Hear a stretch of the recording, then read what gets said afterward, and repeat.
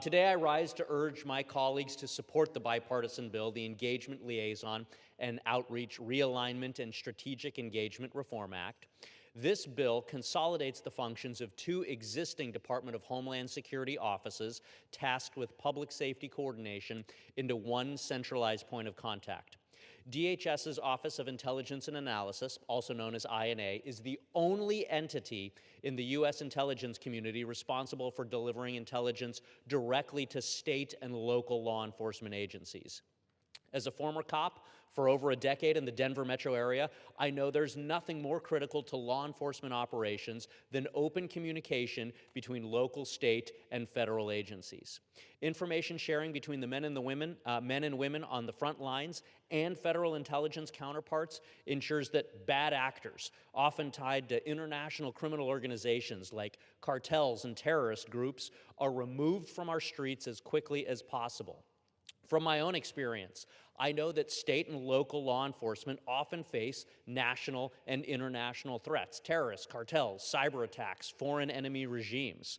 This bill supports state and local law enforcement when they encounter those national or those international threats. Unfortunately, in my home state of Colorado, Denver Democrats are often more concerned about finding ways to weaken law enforcement operations and attacking our brave officers rather than prioritizing public safety. Defund the police antics create public safety conflicts and confusion for law enforcement officers who are trying to serve and protect their communities. This bill ensures that state and local agencies can easily and frequently access the resources they require from their federal partners when they're facing threats that require federal backing.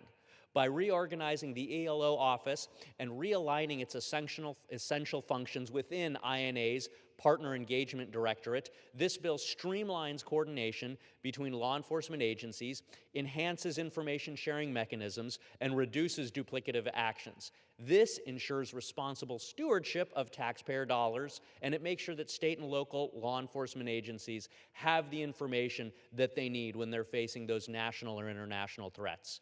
Time and again, we wait for tragedies to remind us that we have to incentivize interagency collaboration.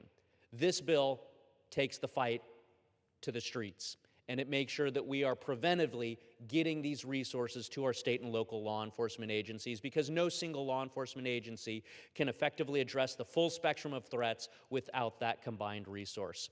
I strongly urge support for this bipartisan piece of legislation and to support the millions of state and local law enforcement officers across our country, and I yield back.